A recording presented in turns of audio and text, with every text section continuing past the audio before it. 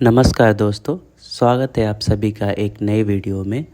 आज की वीडियो में हम देखेंगे कि नवनियुक्त सरकारी कर्मचारियों के लिए पीआरएन नंबर कैसे जनरेट करेंगे, उसके लिए आवेदन कैसे भरें। आवेदन भरने की प्रक्रिया में सबसे पहला कदम है, आप कोई भी ब्राउज़र अपने लैपटॉप पे या कंप्यूटर पे खोल लें। उसमें टाइप करें enps.nsdl.com।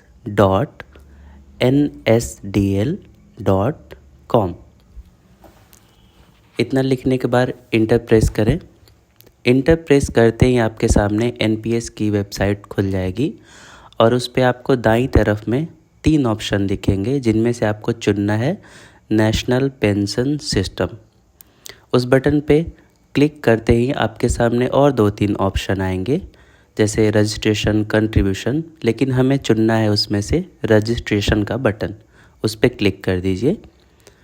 रजिस्ट्रेशन के बटन पे जैसे ही आप क्लिक करेंगे, नए यूज़र के रजिस्ट्रेशन के लिए एक फॉर्म खुलेगा।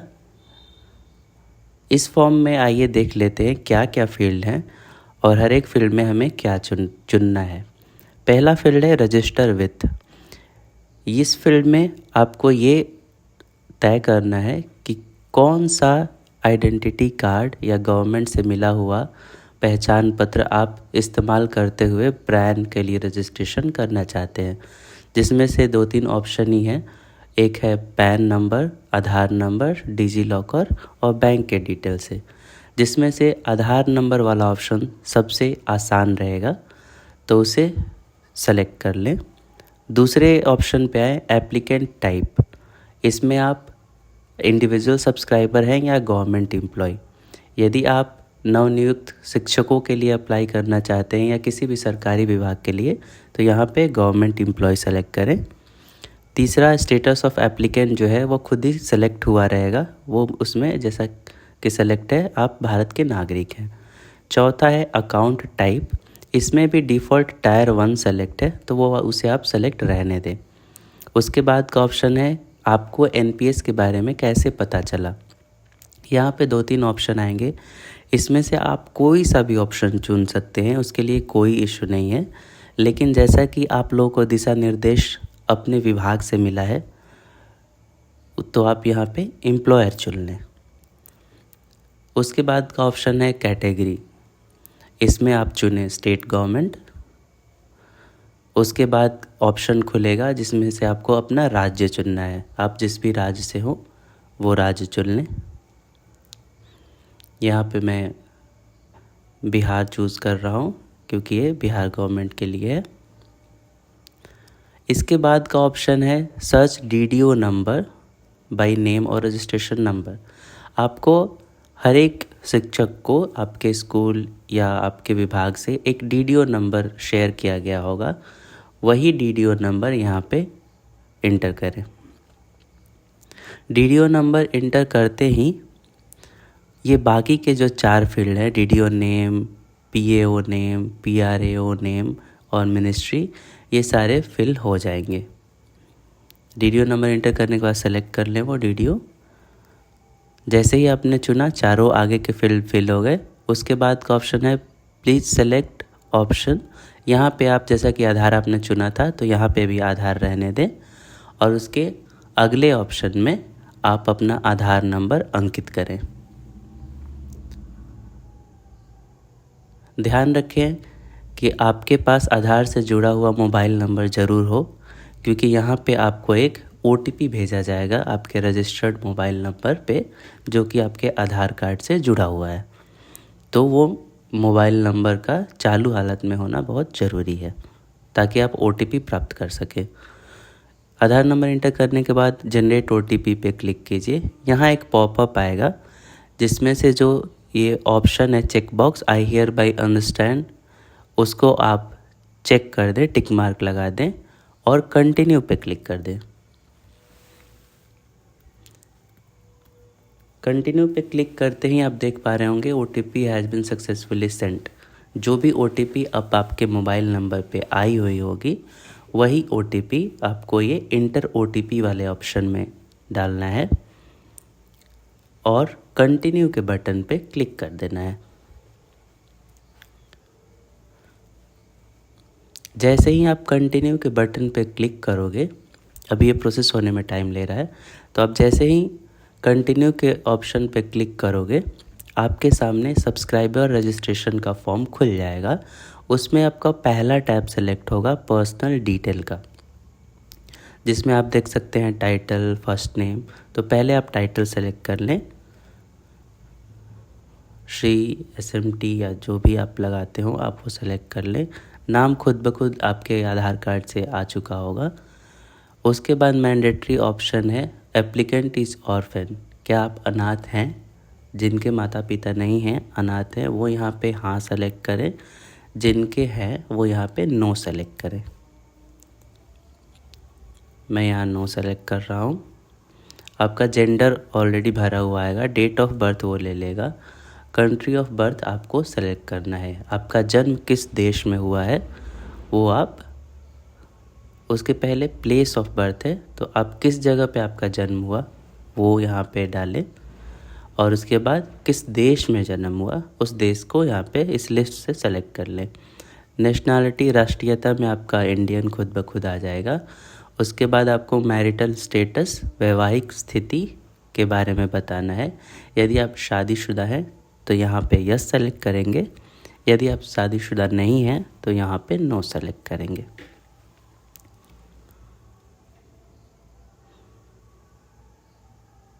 उसके बाद का ऑप्शन है name to be printed on PAN card. आपका जो पैन कार्ड आएगा उस पे आप किसका नाम प्रिंट करवाना चाहते हैं, अपने अलावा, अपने पापा का या अपनी माँ का। तो वहाँ आप ये दो ऑप्शन आपको मिलेंगे, फादर्स नेम और मदर्स नेम। इन दोनों में से कोई एक ऑप्शन आप चूज़ कर लें। उसके बाद अपना मोबाइल नंबर इंटर करें। इस बात का ध्यान रखें और संभव हमेशा कोशिश करें कि जो भी आधार कार्ड में आपका नंबर है और वो नंबर चालू है तो वही नंबर दें। उसके बाद ये आई कन्फर्म वाले बॉक्स को सेलेक्ट कर लें। इसमें आपसे बोल रहा है कि आपने जो मोबाइल नंबर इंटर किया है वही आपका व्हाट्सएप नंबर है और आप गवर्नमेंट को ऑथराइज़ कर रहे हैं कि वो आपको व्हाट्सएप पे मैसेज भेज पाए।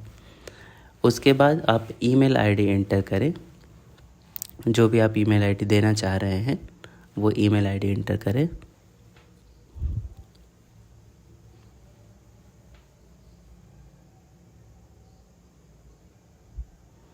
उसके बाद आइडेंटिटी डिटेल्स वाले फील्ड पे आ जाए। यहाँ पे जो पहला ऑप्शन है पैन फॉर्म, वो खुद सेलेक्ट होगा पैन। दूसरे में आपको अपना पैन नंबर इंटर करना है, तो ध्यान से सही पैन कार्ड का नंबर जो भी है आपका वो यहाँ पे अंकित करें।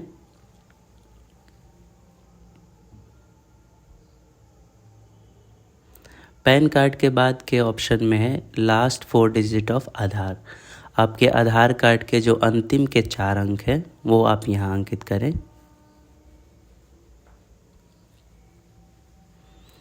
इसके बगल में प्रूफ ऑफ आइडेंटिटी का जो फील्ड है, कॉलम है, वो खुद भरा हुआ आएगा क्योंकि आपने आधार सेलेक्ट किया है। इसके ऊपर के कॉलम में है फैमिली डिटेल्स। ये पूरी तरह से वैकल्पिक है, ऑप्शनल है, तो आप भरना चाहें तो भरें। जिसमें माता पिता का नाम है तो आप भरना चाहें तो दोनों भर सकते हैं, नहीं भरना चाहें तो आप ये खाली छोड़ सकते हैं। तो आइए हम यहाँ भर लेते हैं। ये वैकल्पिक है तो आप चाहें तो भरें, यदि आपकी इच्छा नहीं है भरने की या डिटेल देने की तो आप इस कॉलम को छोड़ भी सकते हैं। यहाँ पे ध्यान रखें कि first name, middle name and last name जो भी है अपना देख के भरें। जिनके में सिर्फ फर्स्ट नेम और लास्ट नेम है, जैसा कि यहाँ मैंने लिखा हुआ है मदर्स नेम में पूनम और देवी, तो आप फर्स्ट नेम में पूनम लिखेंगे और लास्ट नेम में देवी।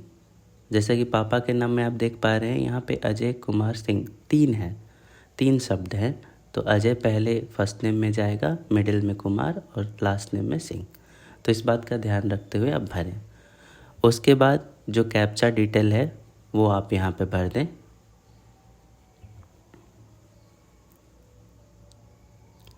कैप्चा भरने के बाद इस बटन पे क्लिक करें, क्लिक करते ही आपको एक पॉपअप खुलेगी जिसमें आपको जो भी आपने डिटेल फिल किया है, ट्रेजरी का डिटेल, स्टेट गवर्नमेंट का और डीडीओ नंबर, ये आएगा। एक बार ये वेरीफाई कर लें कि सारा सही कुछ डिस्प्ले हो रहा है और फिर ओके के बटन पे क्लिक कर दें।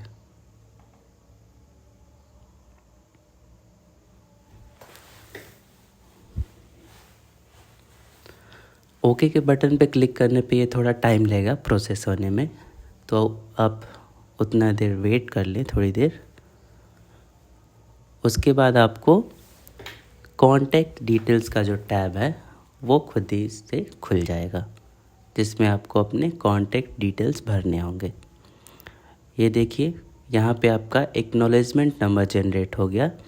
इस एक्नॉलेजमेंट नंबर को या तो आप एक पीडीएफ में सेव कर लें या फ़ोटो लेके रख लें, क्योंकि हो सकता है कि आपको अपने विद्यालय में इसे जमा कराना हो आपके वेरिफिकेशन के लिए। तो ये आप इसको प्रिंट करके रख लें या पीडीएफ बना के रख लें या फ़ोटो ले लें ताकि आप बाद में प्रिंट निकाल पाएँ। उसके बाद आप ओके के बटन पे क्लिक कर दें।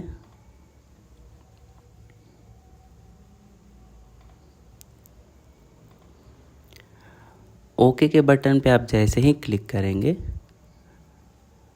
ओके के बटन पे आप जैसे ही क्लिक करोगे तो यहाँ पे कॉन्टैक्ट डिटेल्स वाला टैब हाईलाइट हो जाएगा। पर्सनल डिटेल आप भर चुके हैं, कॉन्टैक्ट डिटेल्स वाला फॉर्म हाईलाइट हो जाएगा। इसमें जो पहला भाग है उसमें जो भी चीज़ें हैं उसको जस का तस रहने दें, वहाँ कुछ भी छेड़छाड़ ना करें। यहाँ पे बस लिखा हुआ है कि आप भारतीय नागरिक हैं, भारत के रहने वाले हैं और टैक्स पे करते हैं। और जो सेकेंड ऑप्शन है वो यूएस पर्सन का पूछ रहा है, तो ये तो साधारण सी बात है कि आप नहीं हैं, भारतीय नागरिक हैं तो यूएस के तो नहीं हैं, तो यहाँ पे नो सेलेक्ट है, वो नो ही रहने दें। उसके बाद नीचे आ जाएं। नीचे सबसे महत्वपूर्ण कॉलम है verification of mobile number and email ID. आपने जो भी मोबाइल नंबर और ईमेल आईडी दी हुई है वो यहाँ पे आपको वेरीफाई करना है। जो भी आप वेरीफाई करना चाहते हैं पहले जिस फील्ड को, उस फील्ड को चुन लें और चुनने के बाद सेंड ओटीपी वाले बटन पे क्लिक करें। तो यहाँ पे जैसा कि आप देख पा रहे होंगे, मैं यहाँ इनको चेक करता हूँ। मोबाइल नंबर के सामने जो खाली बॉक्स है उसे आप चेक कर लें।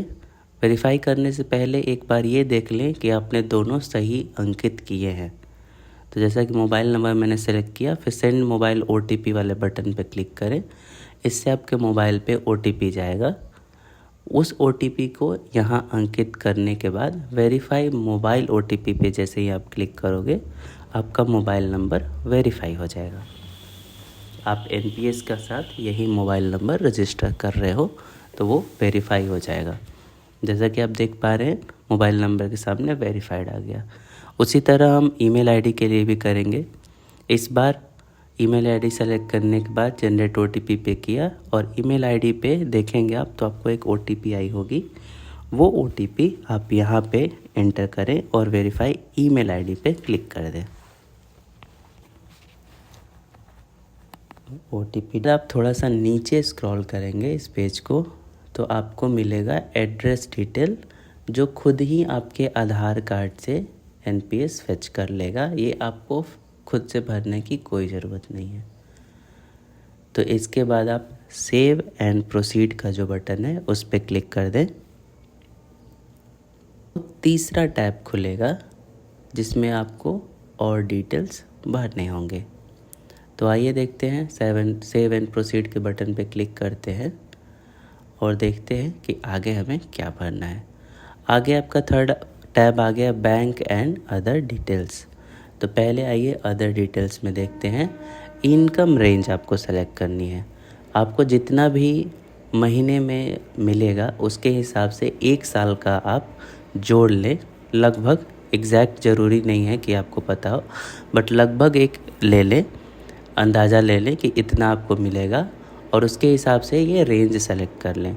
तो संभवतः आप बीपीएससी शिक्षक के रूप में ज्वाइन किए होंगे तो आपका 5 से 10 लाख वाले रेंज में आएगा, तो उसको सेलेक्ट कर लें 5 लाख टू 10 लाख। उसके बाद नीचे का ऑप्शन है प्लीज़ सेलेक्ट इफ़ एप्लीकेबल। ये है कि आप किसी भी तरीके से किसी राजनीतिक व्यक्ति से संबंधित हैं क्या। यदि हैं तो लिखें, यदि नहीं है तो नॉट एप्लीकेबल रहने दें।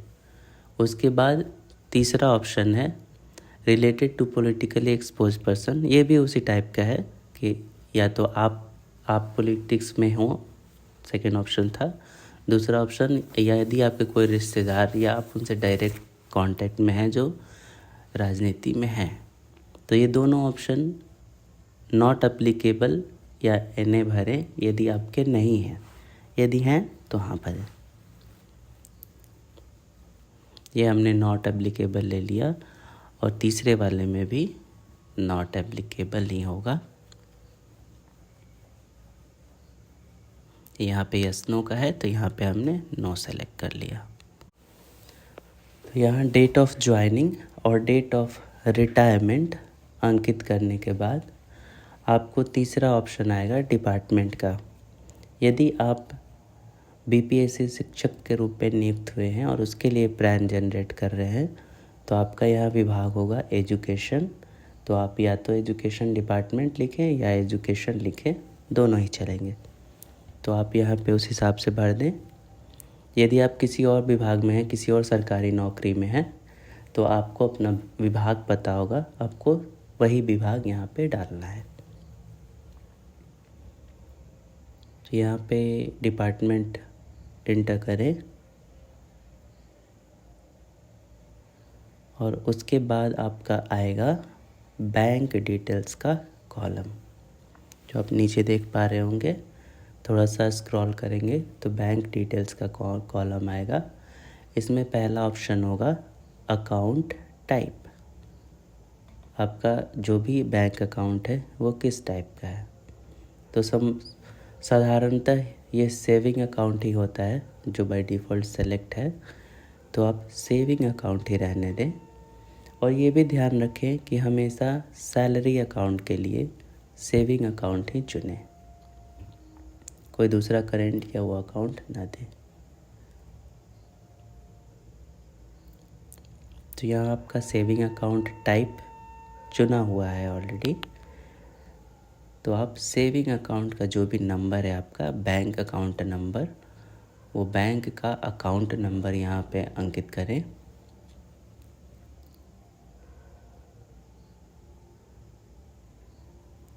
बैंक अकाउंट नंबर अंकित करने के बाद आपको बैंक का आईएफएससी कोड भी डालना है।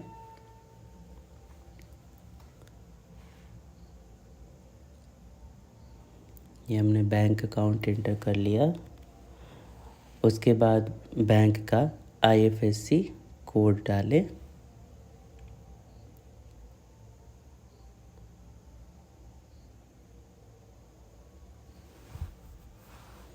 ये आईएफएससी कोड आपको आपके बैंक के पासबुक पे अकाउंट, जहाँ अकाउंट नंबर प्रिंट होता है वहाँ पे आपको मिल जाएगा।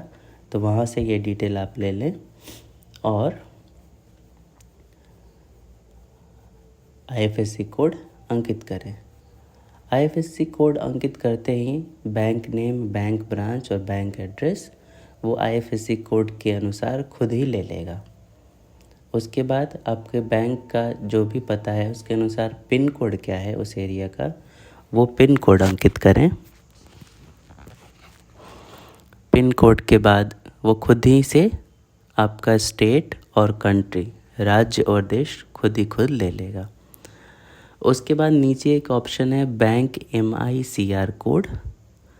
ये पूरी तरह से ऑप्शनल है, वैकल्पिक है, तो आप चाहें तो एंटर करें, चाहे तो ना करें। लेकिन इस बात का ध्यान रखें कि इसके पहले जो IFSC कोड था वो एंटर करना बहुत ज़रूरी है। आपको प्राप्त है MICR कोड तो लिख सकते हैं, ये पूरी तरह से आपके ऊपर है। MICR कोड भी आपके पासबुक पे ही रहता है, तो वहाँ से आप देख सकते हैं। उसके बाद का ऑप्शन है बैंक अकाउंट लिंक्ड टू आधार। ये पूछ रहा है आपसे कि आपका जो भी बैंक अकाउंट है वो आधार से लिंक है या नहीं। लिंक है तो इस बॉक्स को टिक कर दें। इस बॉक्स को टिक करें और टिक करने के बाद सेव एंड प्रोसीड के बटन पे क्लिक कर दें। क्लिक कर देते हैं। जैसे ही आप सेव एंड प्रोसीड के बटन पे क्लिक कीजिएगा ये डिटेल सेव हो जाएंगे और आपको अगला टैब हाईलाइट हो जाएगा जिसमें आपको एनपीएस में जो भी आप स्कीम और जो भी नॉमिनी रखना चाहते हैं वो डिटेल एंटर करने का आएगा। स्कीम सिलेक्शन टाइप जो है आप हमेशा डिफ़ॉल्ट रखें। यदि आपको जानकारी है कि आपको किस टाइप का स्कीम लेना है, पूरी तरह से जानकारी है, तो दूसरा वाला सेलेक्ट करें, सब्सक्राइबर वाला। यदि नहीं है तो स्कीम टाइप में डिफ़ॉल्ट रहने दें। डिफ़ॉल्ट रहने पे जो भी आपके स्कीम का कंट्रीब्यूशन है हर तरह के फंड में वो यहाँ पे दिख जाएगा, जो 32-34 ऐसे दिख रहा है। उसके बाद थोड़ा सा स्क्रॉल करेंगे तो नॉमिनी का डिटेल आएगा। आप किसको नॉमिनी बनाना चाहते हैं अपने एनपीएस के लिए। जो भी आपके एनपीएस में आप कंट्रीब्यूट करेंगे, जो भी पैसे रखेंगे या जो भी आपको मिलेगा सरकार की तरफ से, आपकी अनुपस्थिति में वो पैसा किसे दिया जाए इसके लिए आप नॉमिनी रखते हैं। तो आप यहाँ पे नॉमिनी डिटेल एंटर करें। फर्स्ट नेम, मिडिल नेम है तो मिडिल नेम और लास्ट नेम है तो लास्ट नेम डालिए। मेजर हैं या माइनर हैं, यदि 18 साल से कम है तो माइनर होंगे, यदि 18 साल से ज़्यादा हैं तो मेजर होंगे। तो उसके अनुसार आप सेलेक्ट कर लें। यहाँ पे डेट ऑफ बर्थ जो है वो आपके नॉमिनी का होगा, इस बात का ध्यान रखें। वहाँ पे अपना डेट ऑफ बर्थ गलती से ना डालें। नॉमिनी का डेट ऑफ बर्थ इंटर करने के बाद नॉमिनी की आयु कितनी हो रही है, जिस दिन आप फॉर्म भर रहे हो उस दिन कितनी आयु हो रही है वो आपको अंकित करना है। तो वो ये आप कैलकुलेट कर सकते हैं आप खुद से भी, नहीं तो ऑनलाइन भी बहुत से टूल हैं, आपको करना है वहाँ से कर सकते हैं। बस आपको एक अप्रॉक्स एज देनी है कि नॉमिनी जिस दिन आप फॉर्म भर रहे हैं उस दिन कितने साल के हैं। तो ये डिटेल आप अंकित कर दें।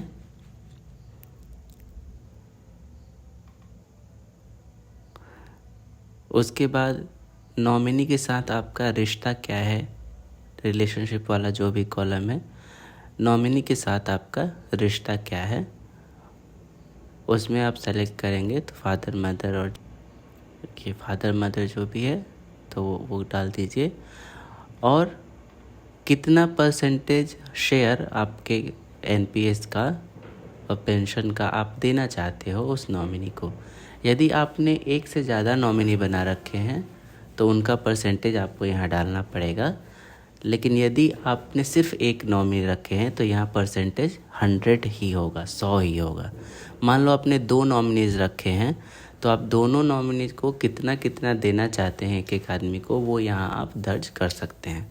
कि पहले वाले को मान लीजिए 50% देना चाहते हैं, दूसरे वाले को 50%, तो वैसे डाल दीजिए। यदि पहले वाले को आप 20% देना चाहते हैं, दूसरे वाले को 80%, वैसे भी डाल सकते हैं। कुछ भी आप डाल सकते हैं, लेकिन एक से ज़्यादा रहने पे आपको हर एक का परसेंटेज बताना पड़ेगा। यहाँ केवल एक ही मैं डाल रहा हूँ तो इसलिए यहाँ पे 100% होगा। ध्यान रखें यहाँ पे फ्लैट, प्रीमाइस, बिल्डिंग ये आपको हाईलाइटेड नहीं है मैंडेटरी कॉलम में, लेकिन ये डिटेल आपको भरने हैं। बिना इनके आप नेक्स्ट पेज पे नहीं जा पाओगे। देखिए जैसा कि आपको यहाँ पे एरर आ रहा होगा, प्लीज़ इंटर फ्लैट रूम और नॉमिनी एड्रेस फॉर टायर 1। तो आपको जो भी एड्रेस डिटेल है उसमें ये डिटेल भी भरना पड़ेगा। तो नॉमिनी का जो भी पता है आप ये पूरा भर दें। हालांकि यहाँ पे लाल कलर का निशान नहीं है जो मैंडेटरी फील्ड अंकित करता है, लेकिन फिर भी आपको यहाँ पे डालना है क्योंकि आप इसके बिना इसे भरे आगे नहीं जा पाओगे। तो ये भर दें, ये पूरा फील्ड भरें। फ्लैट, बिल्डिंग या गांव कौन सा है आपका, एरिया क्या है और पिन कोड, ये सारा कुछ भरें कर दें। वो डालने के बाद आप सेव एंड प्रोसीड के बटन पे क्लिक करेंगे। प्रोसीड के बटन पे क्लिक करेंगे तो आपको डॉक्यूमेंट्स अपलोड वाला पेज खुल जाएगा। यहाँ पे आप ध्यान रखें क्या क्या डॉक्यूमेंट्स आपको देने हैं। इसमें मेन है 4 डॉक्यूमेंट। पहला होगा स्कैन कॉपी आपके पैन कार्ड का, दूसरा है स्कैन कॉपी आपके कैंसिल चेक का। यदि आपके पास कैंसिल चेक नहीं है तो यहाँ पे आप अपने पासबुक का फ़ोटो भी दे सकते हैं। तीसरा है अपॉइंटमेंट या ऑफ़र लेटर, तो इसमें आप एक योगदान पत्र और पदस्थापना पत्र दोनों को आप कंबाइन कर लें या सिर्फ योगदान पत्र भी डाल सकते हैं। चौथा है एम्प्लॉय आईडी कार्ड, तो यहाँ आपको यदि आपके विद्यालय से प्रिंसिपल से मिला हुआ है एम्प्लॉय आईडी कार्ड तो उसकी स्कैन कॉपी डालें, नहीं तो आप यहाँ पे आधार कार्ड भी डाल सकते हैं या आपका योगदान वाला जो पत्र है वो भी डाल सकते हैं। हर डॉक्यूमेंट नेम के सामने जो चूज़ फाइल का बटन है उसे सेलेक्ट करके वो स्कैन कॉपी उस डॉक्यूमेंट का चूज़ कर लें। पहला पैन कार्ड मैंने चूज़ किया, दूसरा मैंने कैंसिल चेक चूज़ किया, तीसरा मैं यहाँ पे अपॉइंटमेंट लेटर चूज़ कर रहा हूँ। अपॉइंटमेंट लेटर के लिए मैंने पदस्थापना पत्र और विद्यालय में योगदान पत्र को मर्ज करके एक फ़ाइल बना दी है और उसे अपलोड कर रहा हूँ। और एम्प्लॉय आईडी कार्ड में जैसा कि स्कूल से मिला हुआ था प्रिंसिपल के द्वारा, तो मैं वो फ़ाइल अपलोड कर रहा हूँ। उसके बाद अपलोड के बटन पर क्लिक करें। इस बात का ध्यान रखें कि फ़ाइल का साइज़ जो भी हो वो 2 KB से 5 MB के बीच में हो, उससे ज़्यादा ना हो। तो ये सक्सेसफुली अपलोड हो गया हमारा डॉक्यूमेंट, 4 डॉक्यूमेंट। यहाँ आपका फ़ोटो आधार कार्ड से खुद ब खुद ले लेगा और सिग्नेचर वाले कॉलम में आपको अपना सिग्नेचर सेलेक्ट कर लेना है। सिग्नेचर के लिए ध्यान रखें ये भी 2 KB से 5 MB के बीच में होना चाहिए इस फाइल का साइज़। तो इसे सेलेक्ट कर लें और सेव के बटन पे क्लिक कर दें।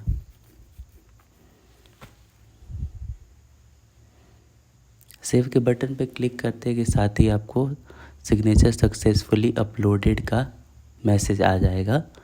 उसके बाद आप कंफर्म वाले बटन पे क्लिक करें। यहाँ थोड़ा वेट करें, ये प्रोसेस करने में टाइम लगा रहा है तो इसके लिए थोड़ा इंतज़ार करें। जैसा आप देख पा रहे होंगे यहाँ एरर आ गया। ऐसा यदि आपको कोई भी एरर आता है तो उस केस में आप थोड़ी समय के लिए वेट कर लें। थोड़ी देर के बाद आप फिर से NPS की वेबसाइट ओपन करें, नेशनल पेंशन सिस्टम वाले बटन पर क्लिक करें, फिर रजिस्ट्रेशन बटन पर क्लिक करें। रजिस्ट्रेशन बटन पर क्लिक करने के बाद आप कंप्लीट पेंडिंग रजिस्ट्रेशन का ऑप्शन चुनें, ना कि न्यू रजिस्ट्रेशन। तो कंप्लीट पेंडिंग रजिस्ट्रेशन वाले बटन को चूज़ करने के बाद आप अपना एक्नॉलेजमेंट नंबर अंकित करें। उसके बाद जिस डेट में एक्नॉलेजमेंट नंबर जनरेट हुआ था वो उस डेट को अंकित करें। अपना डेट ऑफ बर्थ अंकित करें और लास्ट में कैप्चा अंकित करने के बाद सबमिट बटन पे क्लिक करें। यहाँ पे आपको फ़ोटो एंड सिग्नेचर वाले टैब पे ला देगा और यहाँ आपको जस्ट कंफर्म बटन पे क्लिक करना है, क्योंकि यहाँ तक आपने ऑलरेडी सारा प्रक्रिया पूरा कर लिया था। कंफर्म होते ही आपको पर्सनल डिटेल वाला टैब हाईलाइट हो जाएगा और यहाँ आपको सारे डिटेल्स दिखेंगे। सारे टैब आप देख रहे होंगे येलो कलर में हो गए, इसका मतलब आपने पूरा डिटेल फिल कर लिया है। तो आप एक एक करके सारे टैब को खोलें और अपना डिटेल एक बार वेरीफाई कर लें। इसी तरह सारे डिटेल वेरीफाई करने के बाद लास्ट वाले कॉलम पे जाएं जो कि डिक्लेरेशन का कॉलम है। चेक करें subscriber by declaration by the subscriber button को और कंफर्म कर दें। कंफर्म के बटन पे क्लिक कर दें। ये थोड़ा टाइम लेगा प्रोसेस होने में। सक्सेसफुली प्रोसेस होने के बाद आपके स्क्रीन पर एक मैसेज आएगा जिसमें लिखा होगा your registration details has been submitted successfully. आपका नाम, एक्नॉलेजमेंट नंबर और डेट। उसके बाद आप download registration form sign button पे क्लिक करें।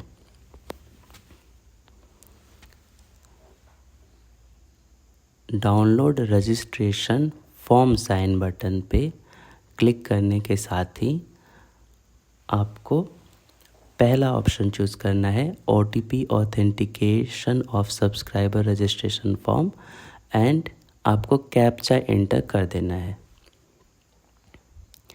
ये खुद से ही सेलेक्टेड आएगा OTP ऑथेंटिकेशन वाला, तो आपको चिंता करने की कोई बात नहीं है। सिर्फ कैप्चा एंटर करें और जनरेट OTP पे क्लिक कर दें।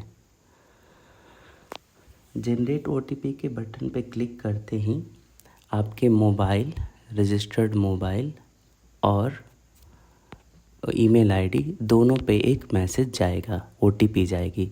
आप इस बात का ध्यान रखें कि इसके पहले अपनी डिटेल वेरीफाई कर लें, क्योंकि इसके बाद आप फॉर्म एडिट नहीं कर पाएंगे। फिर यहाँ दोनों OTP एंटर करें, कैप्चा एंटर करें और वेरीफाई OTP के बटन पे क्लिक कर दें। ये प्रोसेस होने में टाइम लेगा और उसके बाद आपको OTP authenticate through email and mobile successfully completed का मैसेज आ जाएगा। उसके नीचे क्लिक हियर वाले बटन पे क्लिक करके आप अपना फॉर्म डाउनलोड कर लें। आपने जो भी जानकारी भरी है ENPS और पैन जनरेशन के लिए, वो सारी जानकारी जो भी भरी थी उसका एक PDF फॉर्मेट डाउनलोड हो जाएगा। ये PDF आपको अपने विभाग में जमा करना है